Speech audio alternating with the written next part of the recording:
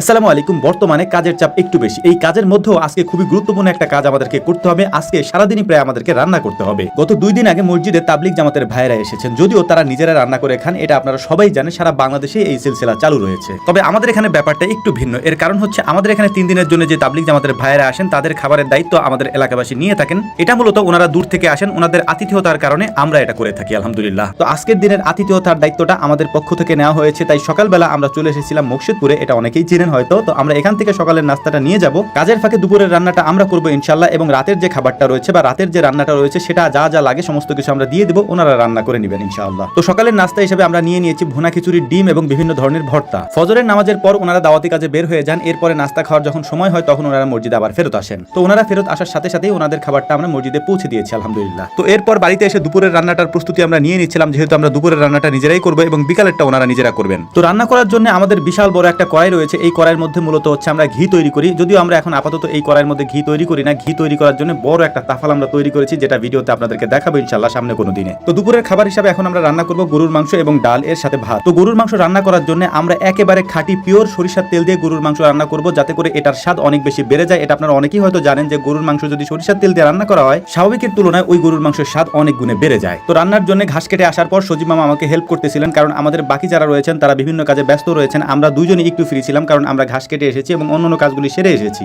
রান্না করার ক্ষেত্রেও আমাদের একটা তাড়া রয়েছে। এর কারণ হচ্ছে জোহরের আগে আমাদের এই রান্নাটা শেষ করতে হবে এবং জোহরের পরে এই খাবার আমাদেরকে নিয়ে পরিবেশন করতে হবে ইনশাআল্লাহ। মাংস রান্নার ক্ষেত্রে তেল হিসেবে সরিষার তেল ব্যবহার করার কারণে মাংসের কালারও একেবারে চকচকা হয়ে গিয়েছে, এটা দেখতেও বেশ সুন্দর লাগছে মাশাআল্লাহ। তো দেখতে দেখতে মাশাআল্লাহ আমাদের রান্নার কাজটা বেশ ভালোভাবেই এগিয়ে যাচ্ছিল। এর পাশাপাশি আমাদেরকে অন্য আরেকটা কাজও করতে হচ্ছিল, দৌড়ায় দৌড়ায় যে হলুদ, মরিচ এবং ধনিয়া এগুলি আমরা রোদ্রে দিয়েছি, এর পাশাপাশি গম রোদ্রে দিয়েছি। এগুলি রোদ্রে শুকিয়ে তারপর আমাদেরকে ভাঙতে হবে, যে কারণে এই রোদটা আমাদের জন্য খুবই দরকার ছিল। পবিত্র কোরআনে আল্লাহ তাআলা মানুষকে খাওয়ানোর কথা বলেছেন, যত বেশি মানুষকে আপনি খাওয়াবেন তত বেশি আপনার রিজিকে আল্লাহ তাআলা বারাকা দান করবেন, বরকত দান করবেন। তারই একটা প্রতিফলন আজকে আমরা দেখতে পাচ্ছিলাম। গত কয়েকদিন যাবত আমরা চেষ্টা করছিলাম এই মশলাগুলিকে রোদ্রে দিয়ে শুকানোর জন্য, কিন্তু রোদই উঠতেছিল না। কিন্তু আজকে আলহামদুলিল্লাহ এত ভালো রোদ উঠেছে, আমাদের সব মশলাগুলি আমরা আজকে দিনের মধ্যে শুকিয়ে ফেলতে পারবো। তো আলহামদুলিল্লাহ মাংস রান্না করাটা আমাদের হয়ে গিয়েছে। এখন আমরা ডাল রান্না করব এবং এই ডাল রান্না করার পর এই খাবারগুলি নিয়ে আমরা মসজিদের দিকে চলে যাবো ইনশাআল্লাহ। রান্না করার জন্য গরুর মাংস বাদে বাকি যা যা দেখতে পাচ্ছেন এর সব কিছুই মূলত আমাদের এখানকার সরিষার তেল, ডাল, মশলা যেগুলি আপনারা আমাদের থেকে অর্ডার করেন এগুলি মূলত আমরা আপনাদেরকে দিয়ে থাকি। যখন আমাদের কাছে পর্যাপ্ত পরিমাণে না থাকে তখন আমরা বিভিন্ন জায়গা থেকে ভালো মানের জিনিসগুলি সংগ্রহ করে তারপর ওগুলিকে আমাদের এখানে রোদ্রে ভালোভাবে শুকিয়ে তারপর মেশিনে ভাঙে তারপর আপনাদেরকে দেওয়ার চেষ্টা করি। আমরা মূলত আমাদের পাথরে যা উৎপাদন করা হয় সেগুলি দিই। এর বাইরে অনেক কিছু আমাদের কাছে চান, সেগুলি আমরা দিই না, কারণ ওগুলির মান সম্পর্কে আমাদের তেমন কোনো ধারণা নাই। আমরা যা উৎপাদন করি বা আমাদের আশেপাশে যা উৎপাদিত হয় সেগুলি সম্পর্কে আমাদের ধারণা বেশ ভালোভাবেই আছে, যে কারণে আমরা এটা আপনাদেরকে